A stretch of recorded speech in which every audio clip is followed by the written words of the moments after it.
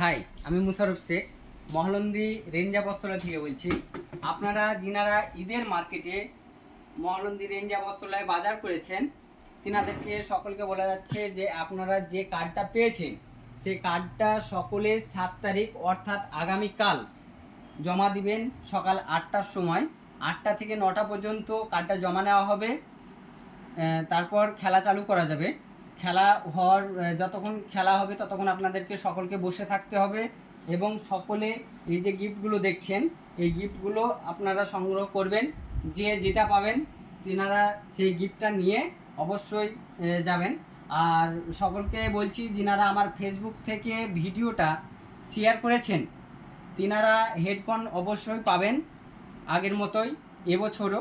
আপনারা সকলেই আসবেন, চেষ্টা করবেন আসার, তার কারণ আগের বার অনেকজনই হেডফোন নিয়ে যাননি, সেই হিসাবে বললাম যে এবছর যেন অবশ্যই এসে হেডফোনটা নিয়ে যাবেন। আর কার্ড যদি পরবর্তীতে মানে খেলার পরে কার্ড কোনো রকমভাবে অ্যালাউ করা যাবে না, কার্ডগুলো একদমই বাদ হয়ে যাবে। কালকে সকাল 8টার সময় যেন অবশ্যই সকলে কার্ড নিয়ে আসবেন। ধন্যবাদ।